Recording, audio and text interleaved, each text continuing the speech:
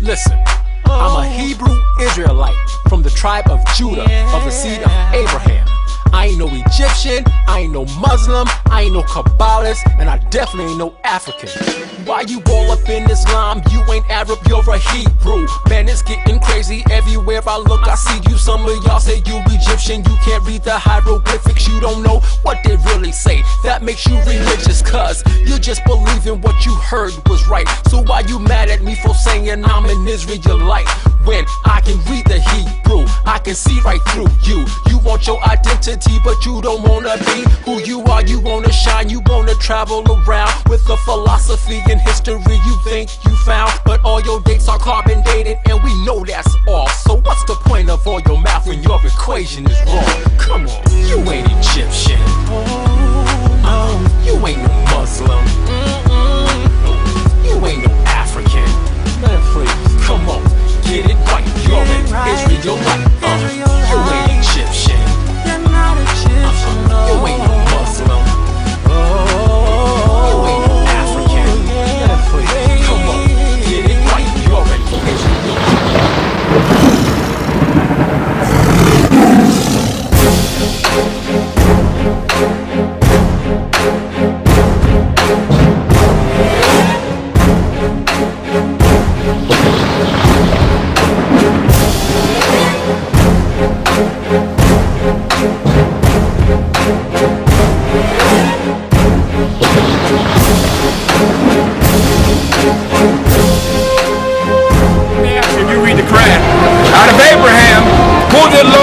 Tell Abraham who the chosen people would be. The chosen people? Yes, the Jews.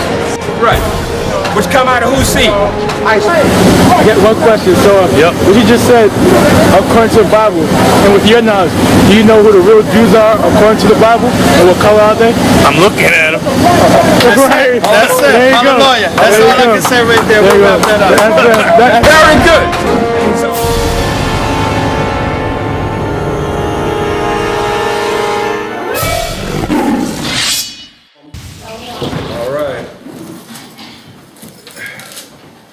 So again, this is the Most High Sabbath High Holy Day, one of the highest high holy days of the Most High gave to Israel. Okay, so we want to honor the high holy days. But here it is now, it seems like this vibration, these Egyptologists keep coming out. This vibration, what is this? These Egyptologists always walking around, running around, talking about what they think they know about Egypt and trying to teach our people, again, things that they ought not to teach to our people. Because the Most High taught Israel when we would come out of Egypt, don't go back into doing the things of the Egyptians. And he tells you, don't go back into things, doing the things of the Canaanites or the land that you're about to possess. Don't do what they do. See? But we find out that our people are seared with a hot iron with these philosophies, these African philosophies that are out here. It's madness. It's really madness. See? So, what we want to show in the spirit of the Most High and Yahushua, how the Most High separated Israel from the Egyptians, and showing that our people who take up the philosophy of Egypt and the idol gods of Egypt and the doctrine of the Egyptians is total madness. But this is what's happening to our people, and this vibration is out here, right? And as you know, America is modern day Egypt.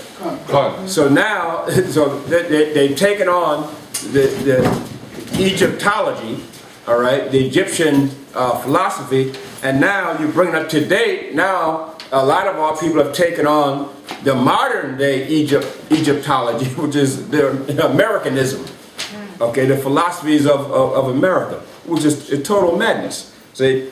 So I just want to start real quick with Genesis 10. 10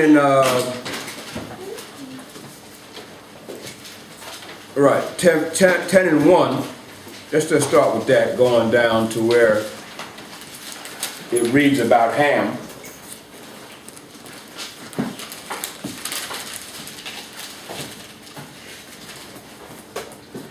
So as you know, the Most High taught us and teaches us in the Bible that the nations are in here. All right? And the nations after the flood, the nations all came out of Noah and his 3 sons. Right? And so that's why it's going to tell you what the generations of the sons of Noah. And all the nations came out of Israel. Noah, being an Israelite, the generations came out of our people, the Israelites. So, and his 3 sons, Noah's 3 sons. So start from Genesis 10 and 1. Read out of Genesis chapter 10, verse 1. Now these are the generations of the son of Noah, Shem, Ham, and Japheth. And unto them were sons born after the flood. Right, see, Noah had Shem, Ham, and Japheth. All right? And these are the 3 sons that Noah had that really they were the progenitors of the races. So you can understand. All right? But notice Noah is the father. Understand? And then Noah had his father, all the way back to Adam. All right? So these are the generations. Go ahead, Al. Verse 2. The sons of Japheth, Gomer and Magog, and Madai, and Javan, and Tubal, and Meshach, and Tyrus. Well, when you look it up, right? When you look it up, some of these sons, of course, became families, and these families became nations. All right? These are the sons of Japheth. Japhethites were like the original, like Europeans, let's say. Understand? The original inhabitants of that land of Europe. Till the Greeks and them came in there and conquered that land, took it over. But you got Gomer. You look it up. Gomer was like the area where France is. All right? When you look it up. You got Magog, right? Where is Magog? Magog is like the area where Russia is today. Understand? Now, Esau's over there now, so he ain't the original inhabitants of Magog. We know that. It's the sons of Japheth. But Esau is in that area today, in the area of Russia, see? And he said, Medai, who are the Medai? Who's Medai? Anybody know? The Medes. The Medes, right. Understand? Those are the, remember the Persian Mede Empire? The Medes, okay? Javan and Tubal and Meshach and Tyrus, all right? These areas that were in Europe are now held by Esau, all right? And some of these sons became nations. Go ahead, our 3rd verse. Verse 3. And the sons of Gomer, Ashkenaz, and Riphtah, and Togarmah. Right, see? So, and then they had sons, right? So, you have Ashkenaz, you have Riphtah, Togarmah. Togarmah would be in the area of what today? Anybody know? Yeah. Germany, correct. In that area. Now, you take these words, you take these names, and you look them up. Look them up in the Josephus, look them up right in the Bible dictionary. Sometimes it'll give you the area that these names originally were. And these families were originated from. And it'll give you those areas. Okay, go ahead, Al. Verse 4. And the sons of Javan, Elisha, and Tarshish, Kittim, and Dodanim. Right. The sons of Javan, Elisha, and Tarshish. Tarshish was what? Spain. Huh? Spain should be. Right. Tarshish is Spain. The area of Spain today. Who's there today? It's Spanish Edomites. But are they the original inhabitants of Tarshish? No. Okay. The sons of Japheth are. You understand? Okay. But look these things up so you can understand. Kittim is who today? See? Yeah. Huh? Italy. Right. That area of Italy. Right? Today. All right. But we know it's the original sons of Japheth. Okay. Now read the 5th verse. Verse 5. By these were the isles of the Gentiles divided in their lands, everyone after his tongue, after their families, in their nation. Right. So the Most High said that the Gentiles divided in their lands. See? Everyone after his tongue. So the Most High originally gave everybody their what? Their land. And their tongue. And their region they're going to dwell at. See? That's why when you get Deuteronomy 32 and 8? Deuteronomy 32 and 8. Get that for us, Brother Librarian. And show you the Most High divided the nations. See? But these simple-minded Egyptologists don't understand that they are Hebrew Israelites separate from the Egyptians and the so-called Africans. Separate. Understand? And they're taking on the philosophies of Egypt, thinking because Egypt is a continent where dark nations are at, they think that's where we came from. Oh, that's where our forefathers came from. See? But that's why you have to read the scriptures. You have to see where the Most High divided the nations up. All nations are dark-skinned anyway. Till Esau came along, and Most High cursed him with leprosy. So the Most High divided the nations up and the dark nations up. He's telling you that. Go ahead, Al. Reading out of Deuteronomy chapter 32, verse 8. When the Most High divided to the nations their inheritance. See, there you go again, the word divided. See, Genesis 10 and 5, Gentiles divided their lands. Deuteronomy 32 and 8, what do you do? Go ahead. When the Most High divided to the nations their inheritance, when he separated the sons of Adam. He separated the sons of Adam. See? So showing you what? That the Egyptians are separate from the Hebrews, understand? And the other African, so-called African nations, the sons of Ham, all separate. And the rest of the dark nations of the earth, all separate from the Hebrews. The Most High did this. So while Esau's steady trying to build a global new world order, the Most High says, I separated. What the hell are you doing? I separated the nation. You can't do this. So that's why the Most High going to take Esau down, because Esau is going contrary. Okay. See? And they setting up Barack Obama to be the head of the New World Order? No. See, with the Most High, there's not going to be no New World Order. The order is coming from the Most High, that he going to separate the nations. It's going to be his New World Order, how he going to do it. See? Not by how Esau want to do it. See? Go ahead, Al. He set the bounds of the people. Yeah, he set it. See, right now, when the Greeks and the Romans took over, they set the bounds. Notice that? They took over the earth, and they set the bounds of the people. That's why Africa is named after Siphios Leos Africanos. He's setting the bounds now. All those different land regions and countries in Africa, and there's only 4 nations that come out of Africa. What is all this? See? You look at Africa today, what is all that over there? See? Different boundaries. Okay. See? And then he names the lands after, you understand? Greek names and so forth. See?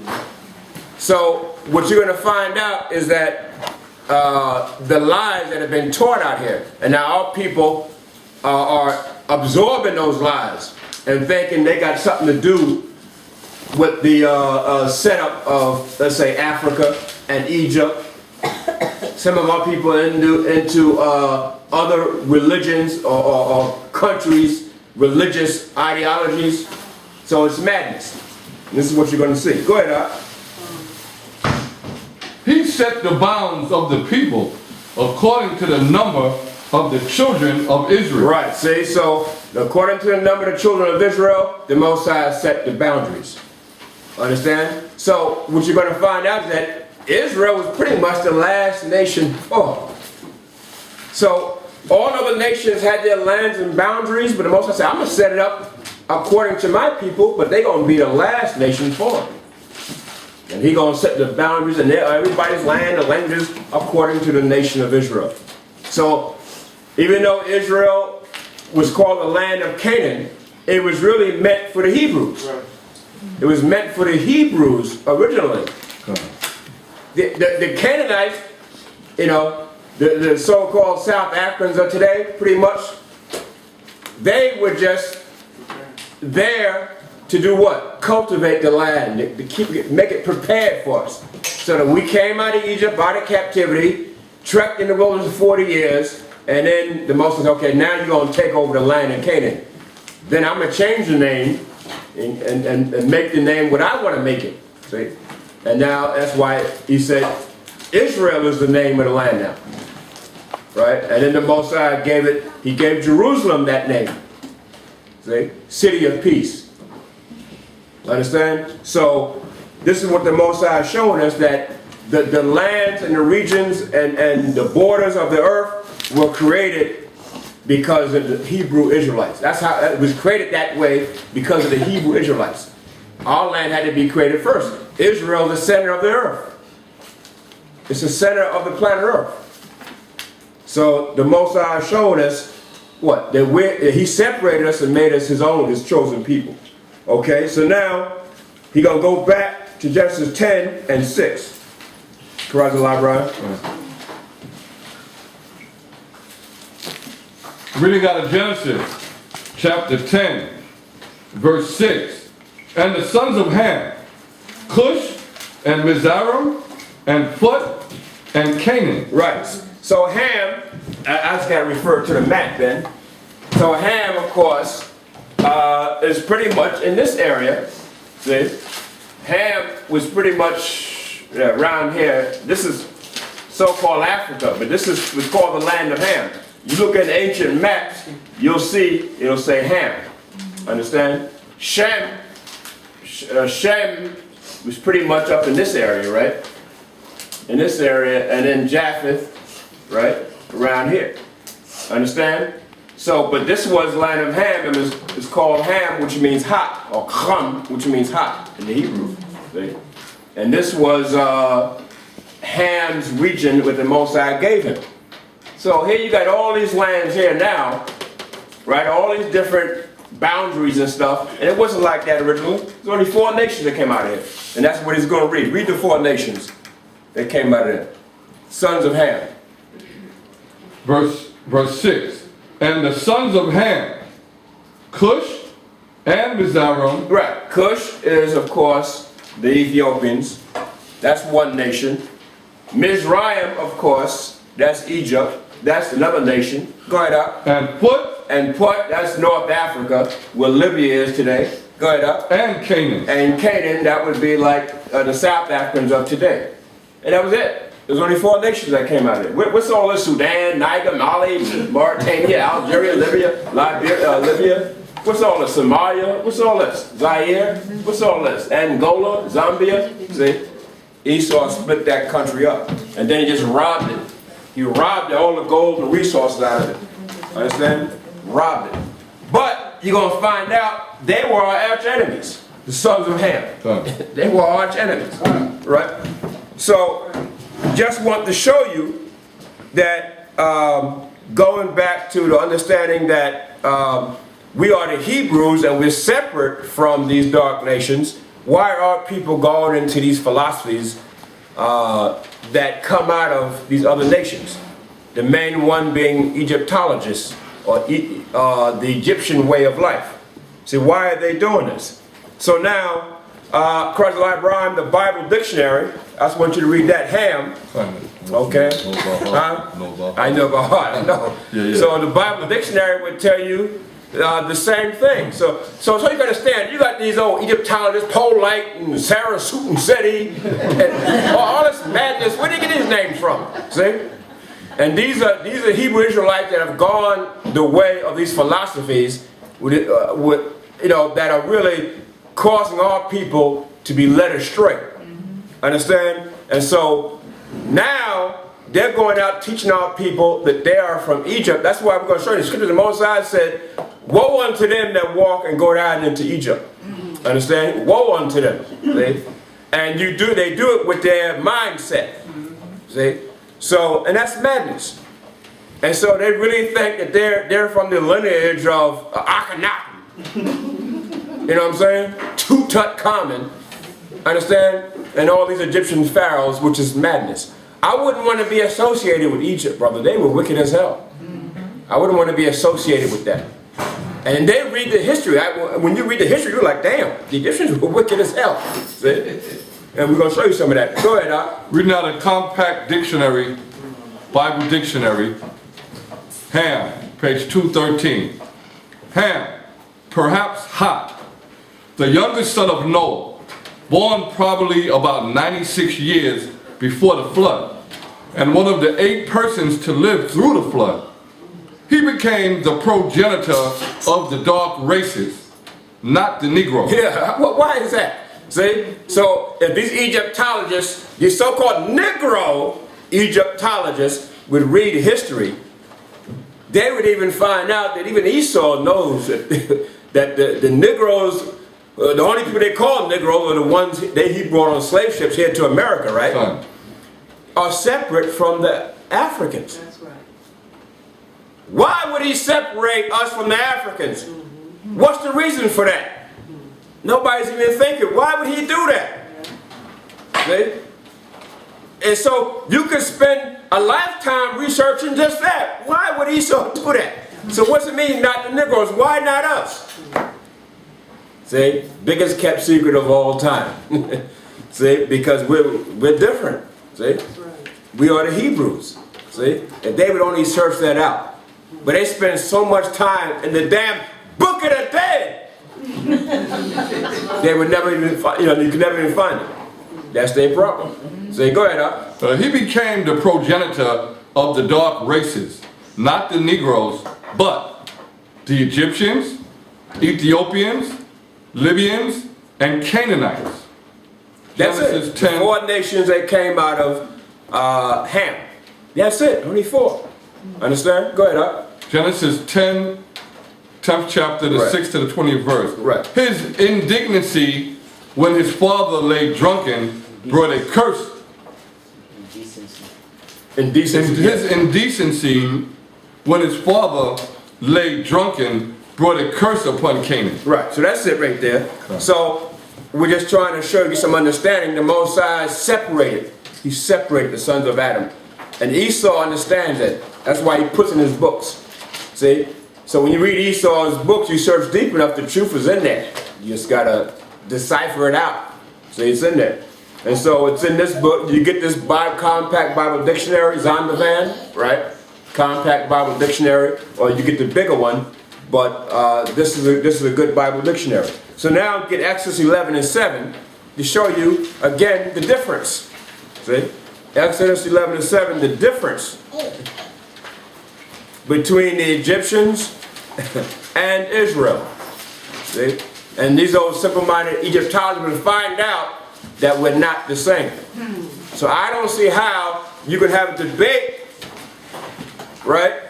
And then there is no debate. The debate is that the blacks in America are not descendants of Egypt or Africa, period. See? And that's what the Bible teaches us. See? But as we know, the Egyptologists, they don't want to read the Bible. They don't want to read the Bible. See? Go ahead, Op. Read out of Exodus chapter 11, verse 7. But against any of the children of Israel shall not a dog move his tongue against man or beast, that ye may know how the Most High does put a difference between the Egyptians and Israel. Right, see? The difference between the Egyptians and Israel, because the Most High favored his people. Get Exodus 12:35. Most High favored one nation over another nation. Now, when you read the scriptures, it's clearly understood that the Egyptians were dark-skinned and so were the Hebrews. Understand? So, but our people like to think that all dark nations are the same people. They're all brothers. No, they're not. Understand? These are nations now. There's no more brothers no more. Understand? Yeah, back then when the nation was being formed, that's one thing. But now, no. The spirit is different. The character is different. The culture is different. Everything is different. Understand? That's right. You couldn't live amongst them Hamites now. They crazy. That's right. They crazy, man. They drink blood. They got tribal marks. They like eating doo-doo. They like walking around naked. They like big giant earrings in their mouths and plates and stuff like that. You couldn't live amongst that. And they worship the devil. And you gonna be around. That's not our people. We don't do that stuff. See? Even our people's wickedness, they don't want to do that stuff. So most of them now, you know. Some of them will, but it's just madness. You wouldn't want to live amongst Elam. See, these Indians, they crazy too. Their God is the one with five arms. Eight. You know what I'm saying? 8 arms. Eight arms. That's a demon. See? Buddhism, a demon. You want to live amongst Moab? See? I'm talking the dark-skinned Moabites. See? Because they're different. Their spirit, right, is different. Ishmael, we want to live with him, he's a madman. Everyone live amongst a madman for. See? Scripture says he's a madman. Understand? But what I'm saying is, and they got their idol gods they worship too. The hell you think Allah is? It's an idol demon god. That's what it is. You wouldn't live amongst that. Yeah, every demon in hell coming upon you. Talking about, you start praying in Arabic and all that stuff. Every demon in hell. Understand? That's what they call them. See? And that's what these Egyptologists are doing. See? They calling demons upon themselves. Go ahead, Doc. Is Exodus 12:35. Read out of Exodus chapter 12, verse 35. And the children of Israel did according to the word of Moses. And they borrowed of the Egyptians jewels of silver and jewels of gold and raiment. Verse 36. And the Most High gave the people favor. Gave what? Gave them favor. Go ahead. In the sight of the Egyptians, so that they lent unto them such things as they required. Right, see? So the Most High gave favor unto Israel and what? Destroyed the Egyptians. And when it says they borrowed, we didn't borrow nothing. Because when you borrow something, you got to give it back. That word shouldn't be there like that. See? That word should be they took or they demanded or they, you know what I'm saying? The Most High allowed them to get that stuff and take it. Plus the Egyptians were so fearful anyway, they probably gave it away anyway. Here, take this. Take it, get out of here, take it. What do you want? Gold, silver, pearls, what do you want? See? Because they were so afraid when the Passover came, that was it. They said, take whatever you want. Yeah, cattle, whatever you want. See? Especially that 3 days of darkness. You don't want that, brother. 3 days of darkness was like, the darkness, you could feel it. You ever feel darkness? No, you never felt darkness. This one they felt. All right, and every angel appeared unto them like a monstrous apparition. Okay. Scared them to death. Man, a lot of Egyptians had heart attacks. Right there, drop dead, boom. See? So you wouldn't want that, brother. Understand? And you're already black already, so they couldn't see. They couldn't see nothing. You put your hand out there, you can't even see it. See? So that type of darkness, none of us felt that before. Understand? So the Egyptians were probably more willing to give that stuff. So, what? We gonna borrow it? What, we gonna come back the next 40 years and give it back or something? What does that mean by borrow? See? So you gotta look it up in Hebrew. And more than likely they probably just took it or the Egyptians gave it, understand? So the Most High showed favor, understand? And that favor was what? Went towards more so on Israel's side and the building up the Israelite nation, the Hebrew nation. Not the Egyptians. Understand? Okay, get Leviticus 18:1. Leviticus 18:1. Can I finish reading that? Oh, you didn't finish? Go ahead, No, I didn't finish. Go ahead, finish. Okay, last sentence. Yeah. And they spoiled the Egyptians. Right. Okay, that's it. Come on.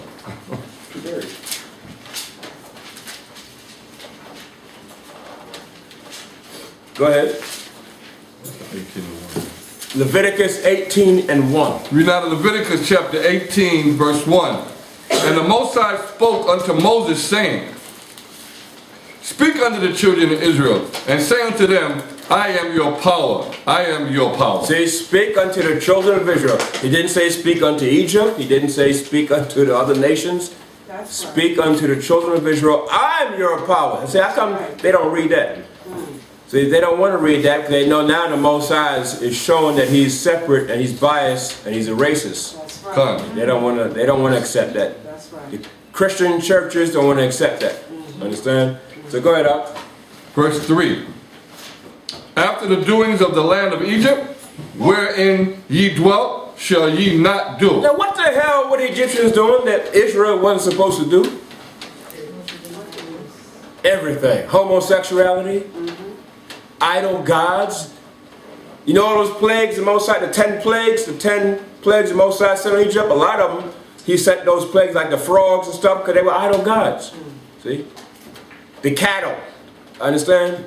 Killing, because they were bowing down to these things, these idol gods, right?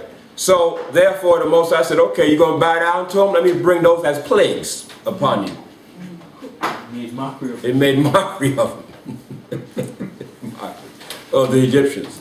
See? So, what does it say? Go ahead. And after the doings of the land of Canaan, whither I bring you, shall ye not do. See? So the Mosai, and the Canaanites were who? Well, we're saying today they're like the South Africans of today.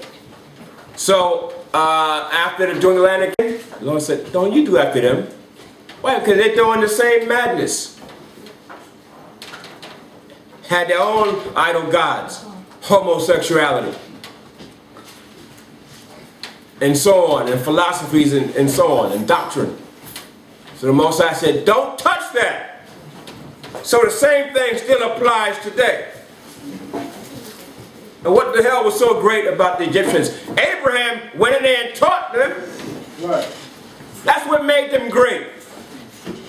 Yeah, they have their own individual talents and certain things, but Abraham basically made them great when he went and taught them. That's where they got the understanding of reading on astronomy and arithmetic and so forth. See? So someone tell pole light and Sarah Newton setting about that. But they don't want to hear that. See? Understand? So here in the Josephus, it tells you. He gonna read the Josephus, and that's page, this one here. Give him the page. In Josephus, page 33, chapter 8. That's chapter 8 right there. Yeah, that's chapter 8. Verse 2. And it's like, yeah, verse 2. For whereas the Egyptians were formerly addicted to different customs. Different customs. Right. What do you mean different? What do you mean different customs? Different ideologies and philosophies and religions and so forth.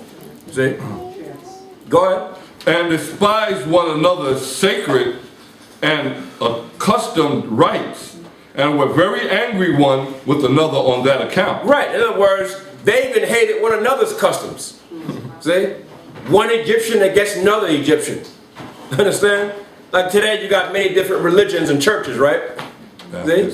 Well, the Jehovah's Witness ain't dealing with the Christians dealing with, and the Seventh-day Adventists are dealing with. They hate one another. Okay. Or dislike one another, however you want to put it. Understand? So they disagreed against one another's custom. Go ahead, up. Abram conferred with each of them, and confuting the reasoning, they made use of every one of their own practices. Right. So Abram is who? Abraham. Right? The father, the forefather. Abraham was over there in Egypt. See? Remember he traveled to Egypt. Okay? And what it say, read that part again. Abraham did what? Abram conferred with each of them. He conferred with each of them, and he's talking to them. Right? Go on. And confuted the reasoning, they made use of every one of their own practices. So what does he mean by confuted? He was trying to say, look, your practices are evil as hell. They don't represent the Most High. What are you doing? See? That's what he's trying to tell the Egyptians back then. What are you doing? See? Just like we confute the religious practices of today. See? You take out the scriptures and says, look, the Most High ain't with that. This is what the Bible says. Keep the commandments. Not Christianity or not Egyptology. See? Go ahead, up. Demonstrated that such reasoning were vain and void of truth. Yeah, it's vain, vanity. It's void of truth. See? So the practice of Egypt was void of truth. So them Egyptologists ain't got nothing, brother. They ain't got nothing what the scriptures are saying. They got nothing. Understand? They have nothing. But you gotta study and show thyself approved. See? So when they come up and they come with all some philosophical rhetoric, madness. Right, see? You just go out and go what the scriptures say. Go with Yahweh Shai, see? See, here's the power here to destroy the madness. Here it is here. See? You ain't got to sound like some philosophical nut. Just read the scripture. Okay, here, brother, the Bible says this. I don't care what you're saying. Most High's word says this.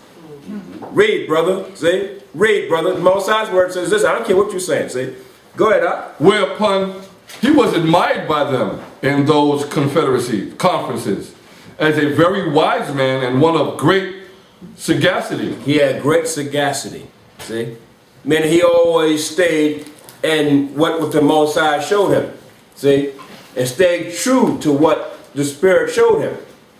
See? You can't give an inch. Understand?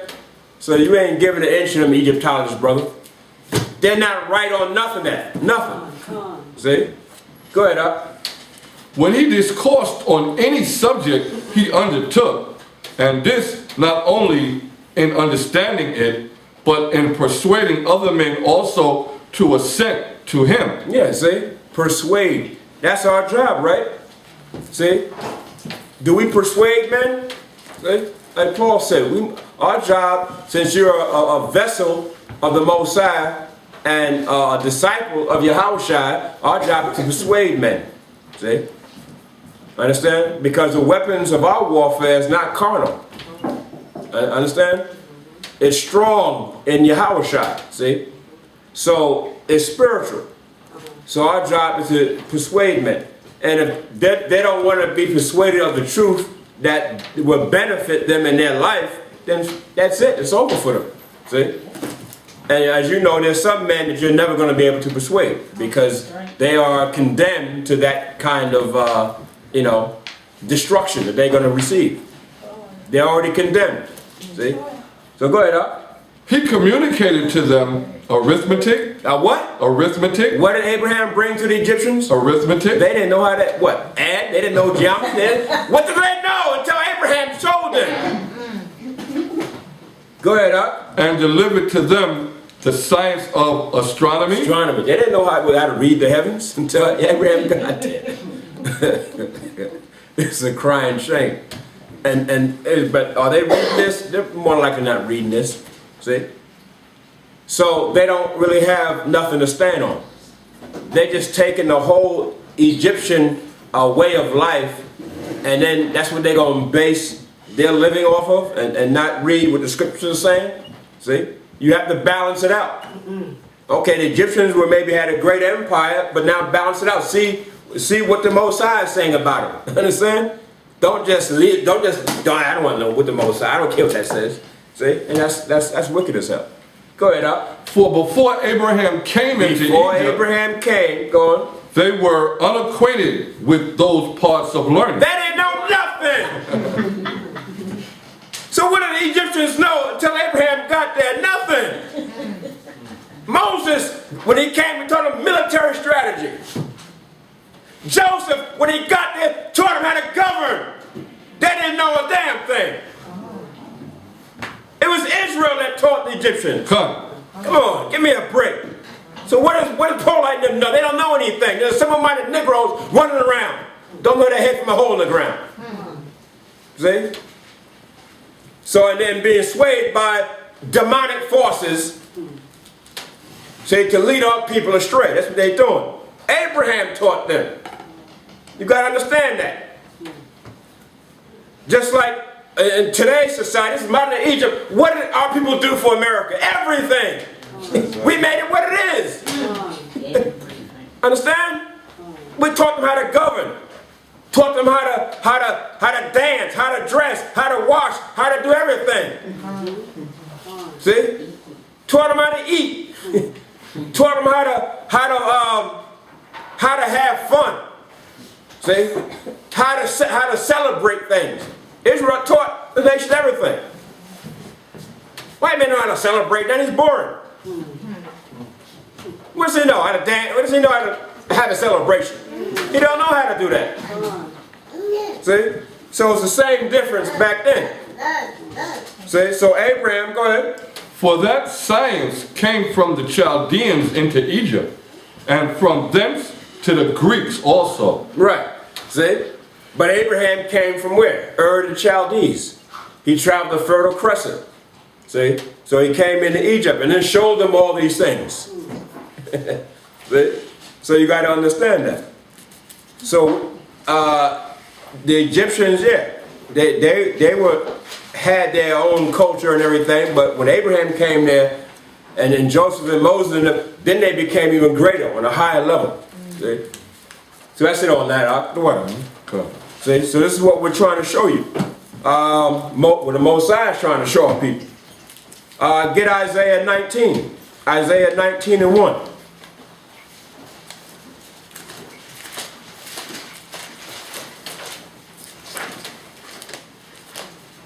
So we got to stand strong in the scriptures. Because the vibrations out here now is with these false philosophies of Egyptology and Africanism. That's what's out here. I mean, it's like stronger now. It's always been strong, but it's like even out here now, even more. Because why? Satan's world is coming to an end. Esau's world is coming to an end. So Satan is going about seeking whom he may destroy. And putting in people those seducing spirits. Isaiah, go ahead, 19 and 1. Reading out of Isaiah, chapter 19, verse 1. The burden of Egypt. Behold, the Most High rideth upon a swift cloud. Right, go ahead. And shall come into Egypt. Right, come into Egypt, go ahead. And the idols of Egypt shall be moved at his presence. And the heart of Egypt shall melt in the midst of it. The heart of Egypt shall melt. See? Talking about ancient Egypt back then, and now America's modern day Egypt. Always bring up to date, brother. Always bring the scriptures up to date. Understand? So, but the idols of Egypt, Osiris, the eye of Horus. See? The sun god Ra. All that madness. Akhenaten, Aton, and all that. That's madness. Isis too. Isis, yeah. All that is madness, brother. And they bring in all kinds of demonic forces in our people. See? And then they go about thinking they got some knowledge. You don't have no knowledge, you have a demon in you. Right. See? Go ahead, Doc. Second verse. Verse 2. And I will set the Egyptians against the Egyptians. See, that's what we're reading, right? See? That's what we're reading in the Josephus. They went against each other with their own customs. Just like they do here in America. See? Same difference. Their own customs. See? So go ahead, Doc. And they shall fight, everyone against his brother, and everyone against his neighbor, city against city, and kingdom against kingdom. Right, see, that's how the Most High is going to do it in these days. Understand? So he's going to have all the different religions, all that fighting against one another, and then brother against brother, see, city against city, kingdom against kingdom. So all that's coming to play these last days. All of that. Go ahead, Doc. Verse 3. And the spirit of Egypt shall fail in the midst thereof. It's going to fail. So the American society shall fail too. If Egypt fell back then, modern day Egypt shall fall today. See? That spirit that's out there. See? But see, Satan got those agents, Sarasut City and Paulite and the rest of them like that, and all these Egyptologists out there, they're pushing what? The Egyptian way of life. See? But the Most High said, no. That spirit of Egypt is going to fail. See? That spirit they got is going to fail them. See? Go ahead, up. And I will destroy the counsel thereof. I'm going to destroy their counsel, see?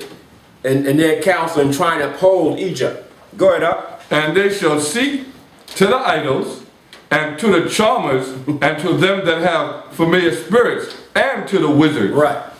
See? So they're going to go to their Egyptian idol gods and start praying. They're going to start praying for help. This is what Esau do every day. He go to Satan every day. You know, Lord, the Israelites are raising up. See? In other words, their Lord is Satan. Okay. The Israelites are raising up. Give me something to destroy them. See? They're going to go to their familiar spirits. See? And their charmers. See? And they're wizards. See? And these are all real. Esau got every one of these. You got every one of these. See? Barack Obama's a damn wizard. See? You got a lot of it. Creflo Dollar's a damn wizard. You got a lot of them out there. Ray Higgins too. Say it again? Ray Higgins. Ray Higgins. Damn wizard. Understand? They're all around you. But they wear suit and tie, so you don't understand that they're a wizard in a suit and tie. Shamans too. Trauma walking around, that's all. And they use those influential words. Right, influential words. You think they're intelligent. They're not. It's a charmer. See? Understand? So this is what Esau is doing. Then you got, what's that one, the white boy, Holstein, what's his name? Joel Osteen. Holstein. That's a big one there. Big wizard. He got a lot of demons on him. You see him? He got a lot of demons on him. Because he attracts 100,000 people. Mike got a question. Mike got a question. Yeah. I got one quick. Oh, I didn't see him. Go ahead. Who's Ray Higgins? He's a nigger in, I think, Atlanta that has a mega church that's pushing and teaching Egyptology in churches. He's destroying the Bible and pushing Egyptology. Right. He uses the Bible. He's a preacher, but everything he's pushing is Egyptology. Egyptology. See? Now, that's a real trauma, because he's using the Bible to do it. See? Satan's a great deceiver. You got to remember that, brothers. He's a great deceiver. They will use the Bible to push their religion. Don't all of the religions do that? They use the Bible to push their religion. See? To deceive people. So we got to understand this. Okay, go ahead. The fourth one, right? Verse 4. And the Egyptians will I give over into the hands of a cruel power. Right, go on. And a fierce king shall rule over them, saith the Most High, the power of all the spirits. Okay, well back then this was talking about the Lord going to bring Nebuchadnezzar, all right, the Babylonian king, down upon Egypt and to take over Egypt. Okay, back then this was talking about that. Understand? So, and that happened, right? That happened. All right? So you got to understand today, now, what's going to happen in modern day Egypt? Who's going to come against modern day Egypt? Yeah. Who's the Lord that's going to come upon modern day? Yahushua! See? He's that fierce king this time is going to come down and destroy it. Modern day Egypt. See? Okay, so we got to understand that. Now get Isaiah 19, 11. I'm sorry, Isaiah 19:11. Read that. Isaiah chapter 19, verse 11. Surely the prince of Zoan are fools. What are they? Are fools. Zoan is like a city in ancient Egypt back then. All right? But the princes of Zoan are what? Are fools. See? So if you take on their philosophy today, what are you? If the Lord is saying the princes are fools of Egypt, what are you if you take on their philosophy? You're a fool. They're going up. The counsel of the wise counselors of Pharaoh is become brutish. They become brutish, trying to push their philosophy upon you. See? Brutish, stubborn. See? So they want things the way they want it and don't care about nothing else, don't care about nobody else. So that's how this philosophy is, Egyptology. See? Going up. How say ye unto Pharaoh, I am the son of the wise? Yeah. How is Egyptologists going to walk around saying, I'm a son of ancient pharaohs? You're a son of an idiot. You're going to say you're a son of Pharaoh. These pharaohs had your people in the captivity. So that's foolish to say that. That's what these Egyptologists today are saying. That I'm from Tutankhamun. I'm from the lineage of Tutankhamun. Who looked like a homosexual. See? Go ahead, Doc. The son of ancient kings? Where are they? Yeah, Lord, where are they? Where are the ancient kings at? See, you got to bring your scriptures out against them. Where are they today? Got the stuff in the Button Museum. Yeah, right. There's stuff, they're mummies. Yeah. Understand, they're mummies. Where are they now? So tell Sarah, Suit, and Seti, where are the ancient kings at? They're nowhere. So the Most High is saying, I destroyed them all. See? And the last one here in America will be Barack Obama. All right? And so you're in the end now. See? So where are they? They're going to be nowhere. That's what the Most High is saying. Go ahead, Al. Where are thy wise men? And let them tell thee now, and let them know what the Most High of all the spirits has proposed unto Egypt. Right, see? Purpose unto Egypt. What is the purpose? See? What the Most High proposed upon Egypt. See? So these men who run around with Egyptology don't know what the Most High's purpose is. Understand? Upon Egypt, even Egypt of today. See, the real Egyptians are not over there in the land. They all scattered about. Some of them are still there, but some are all scattered about in Africa. You got the Edomite Arabs over there. That's right. Who claim to be Egyptians. Knowing very well they ain't no damn Egyptians. See? Arabs. Yeah. Arab Egyptians. Arab Egyptians. Okay. So now I know some of you say, okay, when you read the 25th, read the 25th verse. I know some of our people gonna get mixed up on that. The 25th verse? Yeah, reading out of 19, Isaiah 20. chapter 19, verse 25. Whom the Most High of hosts shall bless, saying, Blessed be Egypt, my people, and Assyria, the work of my hands, and Israel, my inheritance. See what the Lord says? Now he comes back to Egypt, my people. How about that? Huh? And Assyria, the work of my hands. See? And Israel, but my inheritance is Israel. See? So now, yeah, okay, so now the Lord he did create all nations, right? Okay. So he can call Egyptians his people if he want, right? He created them. See? And the reason why too is because after we reestablish, right. they're going to get a blessing through A us. blessing, right. And that's when they're able to come back in the fold and learn of the Most High. And they're going to learn the Most High. When they submit and be busted. And they will be the Most High's people out. Right. You got to understand that. And also, The Assyrians too. Yeah. And also was Israelites living in the land. Yeah. Yeah. But I'm saying, we're talking about even the real Egyptians. Okay. They are going to be the Most High's people. See? But this is after everything's established, where the Hebrew is back on top. And they got to go. We're going to show you that. Yeah, real quick. Christ, go ahead. Read 21, and it tells you why he called them his people. Okay, go ahead. Read 21. Good one. Read 21. Isaiah chapter 19, verse 21. And the Most High shall be known to Egypt, and the Egyptians shall know the Most High in that day, and shall do sacrifice and oblation, yea, they shall vow a vow unto the Most High, and perform it. Right, see? So they're going to vow vows, and they're going to perform it, and, right, they're going to do sacrifice and oblation too, see?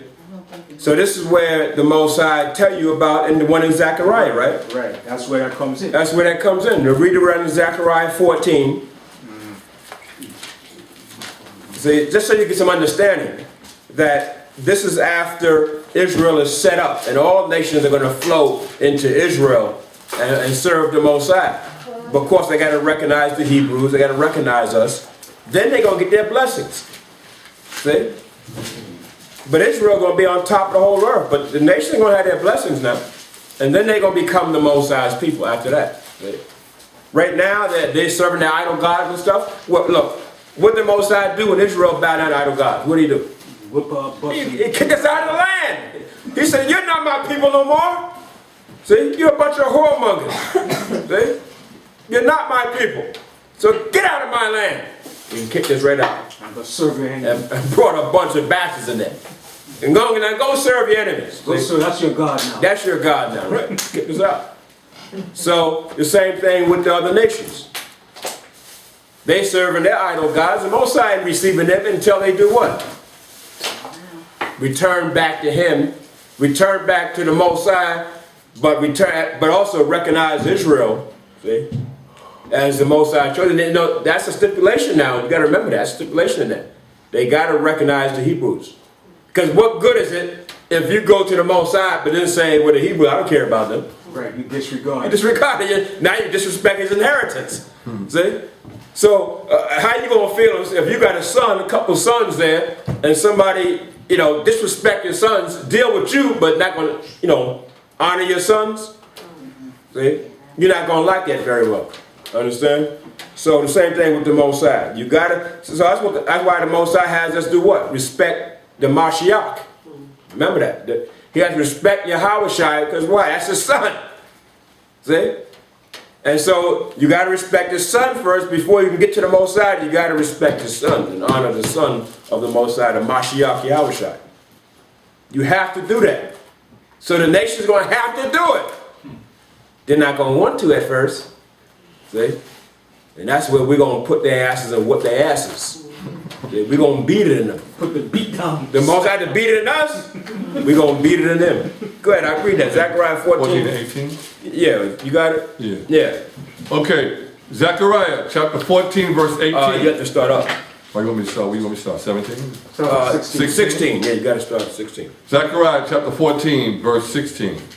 And it shall come to pass that everyone that is left of all the nations which came against Jerusalem shall even go up from year to year to worship the king. Right, but you notice how it says all the nations that are left? Well, what's going to happen to the ones that were before the ones that left? Death. Come. They had received death. The bloodshed, they're going to be the ones that are going to be, their blood is going to be spilled. So the Lord said the ones that are left, now they're going to have to worship. Say, come on, worship. So there's going to be a lot of, he said of all the nations, they came up against Israel, see? So that's like somebody coming up against your son or your daughter. What are you going to do? You're going for blood, aren't you? You're going for blood, aren't you? Right. So therefore, Yahweh Shai is coming for blood, brother. Coming for blood. See? So go ahead, Ak. The Most High of hosts, and to keep the Feast of Tabernacles. Read it from the beginning one more time. Yeah. And it shall come to pass that everyone that is left of all the nations which came against Jerusalem shall even go up from year to year to worship the king, the Most High of hosts, and to keep the Feast of Tabernacles. Right, see, from year to year, they're going to go up and worship the king, that's the Mashiach Yahushua, and keep the Feast of Tabernacles. They're going to be keeping the Feast of Tabernacles and High Holy Days. How about that, huh? They're going to come up, they're going to have representatives come to the High Holy Days to represent the nation, their nation, understand? And they're going to bring gifts and everything and worship, see? But they're going to worship, in other words, to understand the commandments, see? So when they come to the land to say, okay, the Feast of Tabernacles, what's Israel going to do? Teach them, this is the law of the Most High. You got to keep this. When you go back to your people, you got to teach them no homosexuality. We know you like that stuff, see? No bestiality, because we know you like it. No secret idol gods. No secret idol gods. See, we got to teach them. See, that's going to be our duty. See, and the Egyptians are going to have to do that. See, and so this is what the Most High is teaching us, that these nations are going to have to do. If they don't, then you know what's going to happen. Punishment. Go ahead, up. Verse 17. And it shall be that whoso will not come up of all the families of the earth unto Jerusalem to worship the king, the Hamashiach, even upon them shall be no rain. So if there's no rain, there's no food. There's no crops growing. There's no food, brother. And you know when there's no rain, nothing grows. Nothing is happening. See? There's no water. There's no food growing. Nothing gets fertilized. Just that little drop of rain does all that. So all the Most High do is, okay, take away the rain. Boom. Just let it be. Give it about a month. They're going to start crying. They're going to start feeling hungry. See? So, I mean, no rain brings famine. Understand? It brings a whole lot of other things. A drought. Brings all that stuff. Sanitary. Huh? No washing. Sanitary. No washing. It brings unsanitary nature. So all that happens. So that's a punishment. Understand? Go ahead, Al. Verse 18. And if the family of Egypt go not up and come not, that have no rain, there shall be the plague wherewith the Most High will smite the heathen that come not up to keep the Feast of Tabernacles. He will smite them, see? So he'll bring the plague upon them. Understand? So if Egypt don't come up, this is what's going to happen. So they're going to come up, brother. And this is why it goes back to saying Egypt, my people. Because they're going to come up and then they're going to bow down and they're going to worship. Even the scripture says they're going to bow down even to kiss your feet. Understand? After the destruction, what Yahushua bringing, they're going to want to kiss your feet. They're really going to want to, brother. See? They're really going to want to, believe me. So, and read 19. Verse 19. This shall be the punishment of Egypt, and the punishment of all nations that come not up to keep the Feast of Tabernacles. In that day shall there be upon the bells of the horses holiness unto Yahweh, and the pots in the Most High's house shall be like the bowls before the altar. Okay, is that it? Yea, every pot in Jerusalem and in Judah shall be holiness unto the Most High of the spirits. And all they that sacrifice shall come and take of them, and seat therein. And in that day there shall be no more the Canaanites in the house of the Most High of all the spirits. Right, how about that? That day, see? In the kingdom of heaven. See? So right now we have like bastards in our land. Understand? Gentiles. They're not supposed to be there. So the Most High said, in that day, future prophecy, the Canaanite, in other words, these nations that are there now aren't going to be there. The original inhabitants are going to be there. Come back. That's the Hebrew Israelites. That's our people, right? And so that's our job. Ultimately, we got to get back into Israel. See? That's the key. Everything's going to set off there, brother. See? The two anointed ones, the two witnesses, see? It's all going to set off in Israel. And then spread throughout the earth. But Israel is where it's going to set off. See? And then a remnant of our people are going back over there. See? So, get to Romans 9 and 6. Barak. Yeah. The Hamites is just as bad as Esau too. I know. They're just as worse. If you check our history, we fight amongst them than any other. More so. Yeah, we fought. The Hamites are our arch enemies. We fought against them just about it seemed like every month. I mean, it was just, they were just around. They were just there all the time. You're like, get out of here. Yeah, parasites. Get out of here, man. You know what I'm saying? All over the place. See?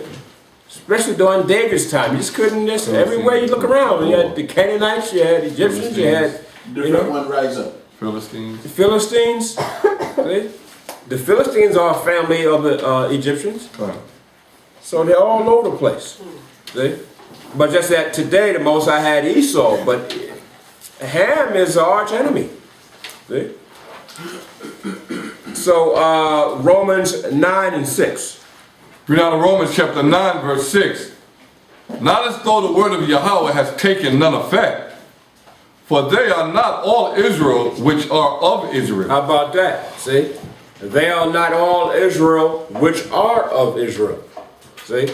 So what is Israel doing not to be like an Israelite? Huh? Following the laws, statutes, and commandments. Yeah. Not following laws, doctrines, and commandments. They're into Egyptology. Yeah. Blasphemy in the name of Blasphemy. Right. That's a good one. So the Most High said, you're not like an Israelite to me. See? And that's why the Most High says, you're not an Israelite outwardly so much, you're in one inwardly, meaning keeping the law, statutes, commandments. See? That's what he's saying. Yeah, you're born a Hebrew, you're born an Israelite, but are you keeping the commandments? Well, as far as the Most High is concerned, if you're into Egyptology and other religions, you're like what? You're not Israelite to him, you're a Gentile. See, that's why he called us what? Like Gentiles then. See? Understand? So, and then it says in the 7th verse, now read that. Verse 7. Neither because they are the seed of Abraham are they all children. See? Neither are they the seed of Abraham, are they all children. See? Because why? All these nations came out of the seed of Abraham. Understand? And who else came out of Abraham? Ishmael. Ishmael came out of Abraham. So just because you came out of Abraham does not make you the seed. Get Genesis 17, right? What is that? Genesis 17 and 6? Okay, 17. Right. And I got news for you. Read Genesis 17. First read Genesis 16 and 1. See? Yeah, Abraham had Ishmael, but who was Ishmael's mother? Hagar. What nationality was she? Egyptian. An Egyptian. See? So the Lord said, you're not, just because you say you're from the seed of Abraham, see, does not make you a chosen. The promises are with you. The Most High has to select who he's going to give his promises to. Read 16 and 1 first. Read on Genesis chapter 16, verse 1. Now Sarai, Abram's wife, bare him no children, and she had a handmaid, an Egyptian, whose name was Hagar. Right. She was an Egyptian. Slave. A slave. We're going to show you that. She was a slave. Hagar. What, a midwife or really a handmaid? Correct. Sarah's handmaid. That's all. Okay. Now read the second verse. Verse 2. And Sarai said unto Abram, behold now, the Most High has restrained me from bearing. I pray thee, go in unto my maid. It may be that I may obtain children by her. And Abram hearkened to the voice of Sarah. Yeah, so how many of you sisters will, if you have a handmaid, would say to your husband, go ahead, you can lay you're gonna have a baby by her, huh? How many sisters can do that, huh? Different topic. Nah, I ain't gonna do that. Nah, get out of here. See? Sarah did it, so why can't you do it today? Huh? See, that's the spirit you gotta have, like Sarah. That's what, and these Sarahs in here.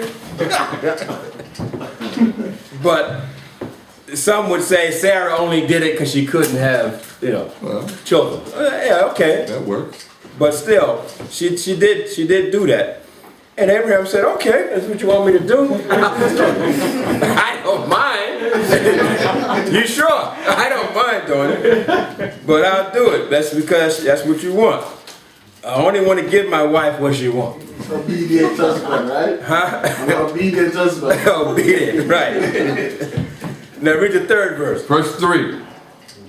And Sarai, Abram's wife, took Hagar, her maid, the Egyptian, after Abram had dwelt 10 years in the land of Canaan, and gave her to husband Abram to be his wife. Okay, go ahead. Read the fourth. Verse 4. And he went in unto Hagar, and she conceived.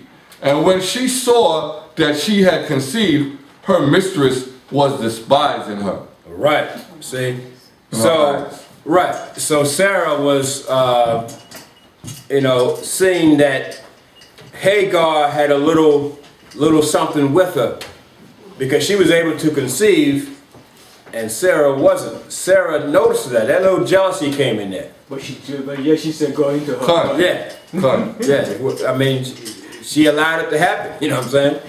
I guess she didn't think it over properly. She didn't think it over. Case. Right. But this is the Most High. The Most High is dramatic like this. He allowed it to happen this way. Right? So I don't want to read all that, but eventually she had who? Ishmael. She had Ishmael. So as you go on down, as you go on down, read the 11th verse.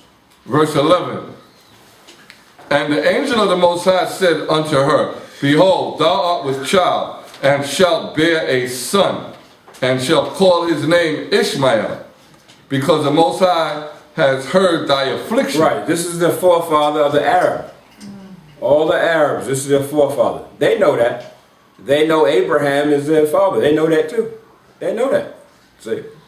But then Barak, then the Egyptology tell you Abraham never existed. So Abraham never existed. Where the hell the Arabs come from, right? That's what they said. Where they come from?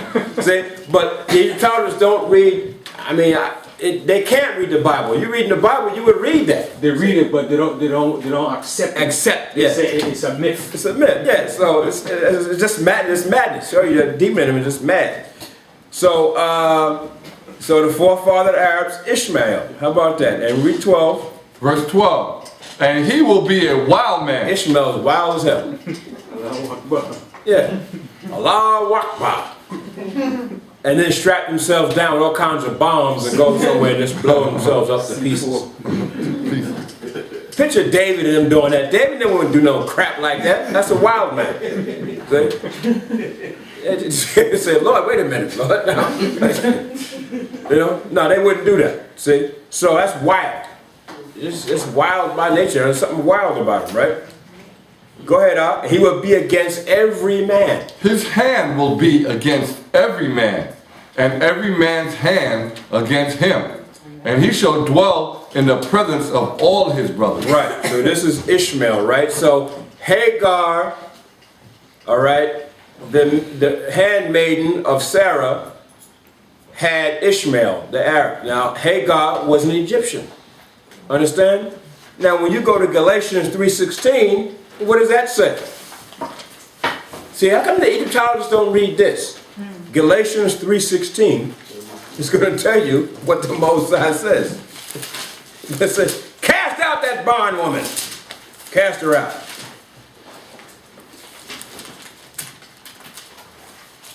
Which we're going to start with this one first, and then we're going to go to, then we'll go to Galatians 4. Okay, read Galatians 3:16. Read out of Galatians chapter 3, verse 16. Now to Abraham and his seed were the promises made. Right. Abraham and his seed were the promises made. How about that? Go ahead. He says not, and to seeds as of many. So he didn't say seeds of many. See, not because you're born of Abraham make you the chosen. He didn't say of many. He said what? Go ahead. But as of one, and to thy seed, which is Yahushua. Yeah, see? One! Even though all nations, Moses said, Abraham, you're a father of many nations. But he also had to show Abraham, I'm not going to choose all of them. I only want one. Now read Genesis 17. See? I only want one. But the whole Galatians 3:16. Genesis 17. 20. Which one is it? Started with 20. Okay. You know, Okay. 19? We're going to start with 19. Okay, start with 19. Okay.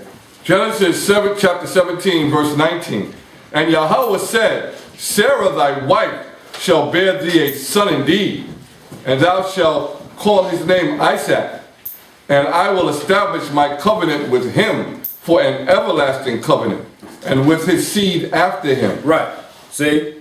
Because when you go up above that in the 18th verse, Abraham said to the Most High, oh, that Ishmael might live. Because, of course, as you read the whole story, Abraham didn't think he could bear any children at his age.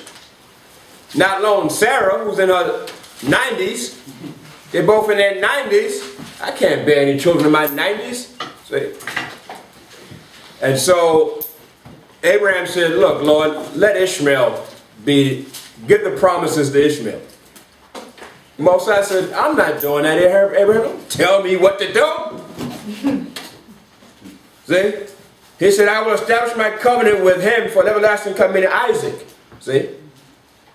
So the Most High is showing Abraham, you haven't had a son yet, but you will. You're going to call his name Isaac, and I'm going to establish my covenant with him, and that's it.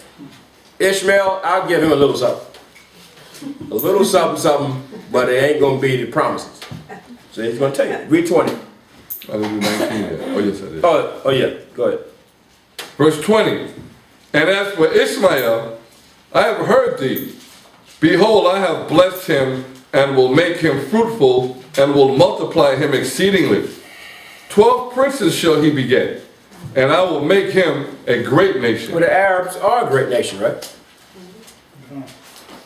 I mean, look at the Arab world today. They're up there. They're up there, right? And 12 princes, when you read the history, you read about those 12, but they're up there. The Arabs, as far as oil wealth and everything, they're up there. They surpassed everybody, right? And then reading the history when the Arab conquest during the Dark Ages and stuff, the Arabs, all right? And read during the Ottoman Empire, see? And you had all those sultans and caliphates and so forth. The Arabs were up there, even though they later on they joined with Esau, but still, they were powerful. Mike got a question. Yeah, go ahead, Mike. Yeah, but they're kind of backwards. I was going over this documentary. Like all the fancy cities they have over there now, they don't have a sewer system. Right. They got trucks that pump the sewer from them high-rise condominiums out to the desert and dump it out. Really?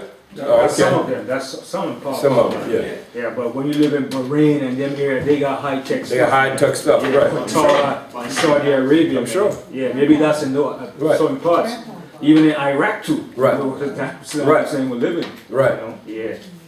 And cause remember what Gaddafi did, you know. Gaddafi brought water from the desert. So not too many of them did that. But still, nevertheless, you got to understand, same thing with Ishmael. The Most High is going to honor Ishmael in the end. Once we get into the kingdom and Israel's back on top, the Most High going to honor Ishmael too. That's his people. See? That's his people too. Right? So we got to understand it. That's his people too.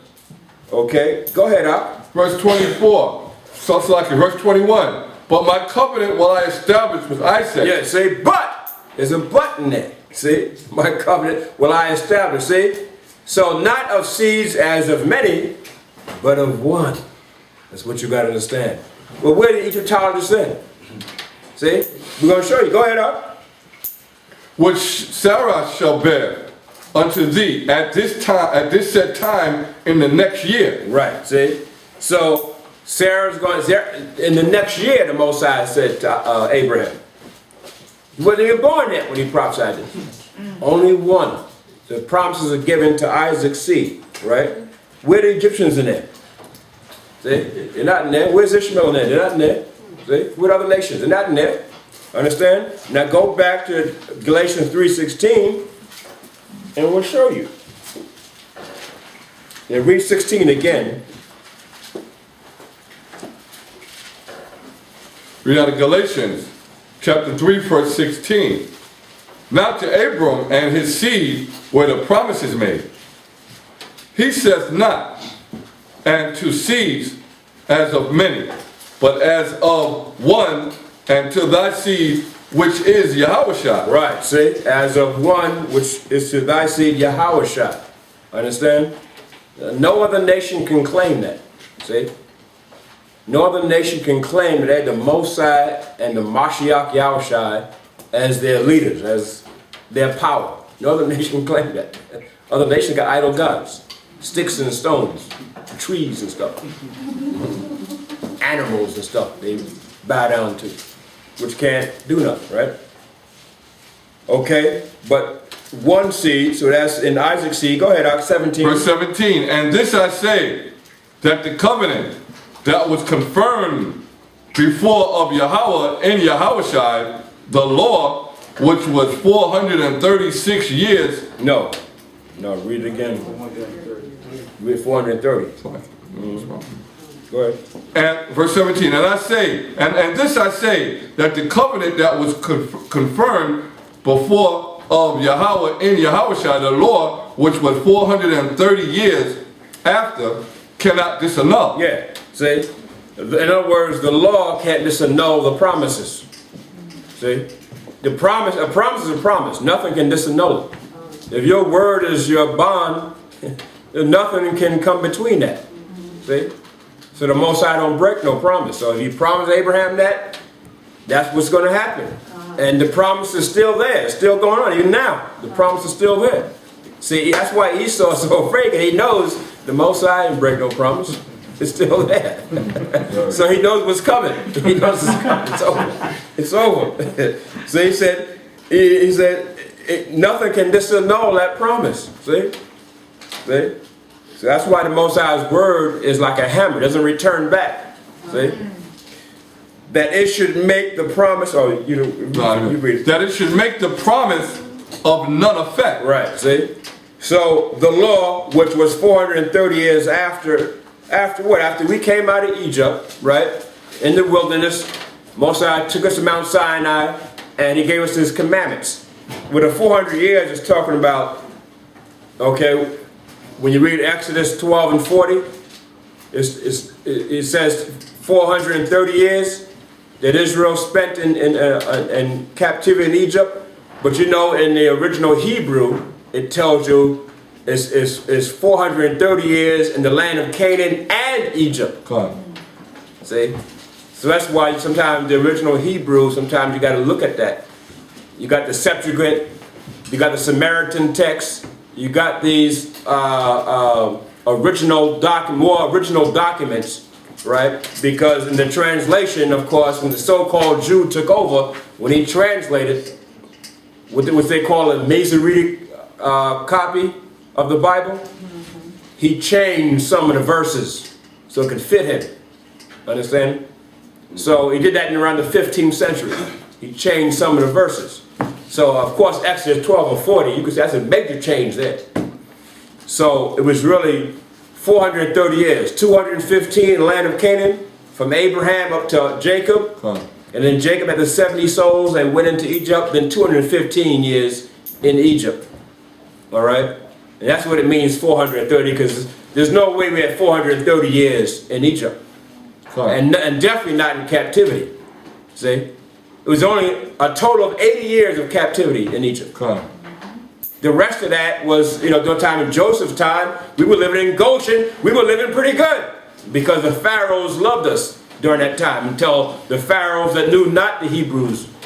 See, that's when they put rigorous slavery upon us in captivity. It was only about 80 years.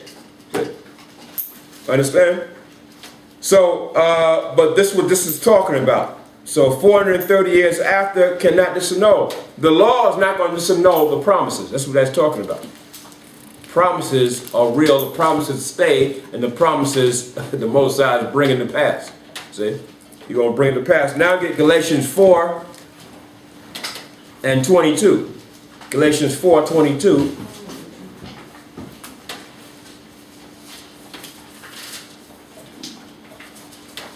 Now let's see them. So Ishmael came out of Hagar, the Egyptian. That's what the Most High says about that. For all you Egyptologists out there. Go ahead, Up. Galatians chapter 4, verse 22. For it is written that Abraham had two sons, the one by a bondmaid and the other by a free woman. Well, let's see.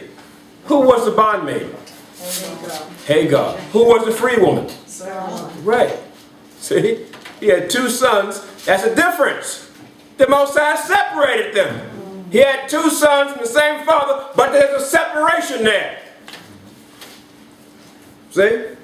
Why? Because Hagar was a different nationality than Sarah. Sarah shooting city.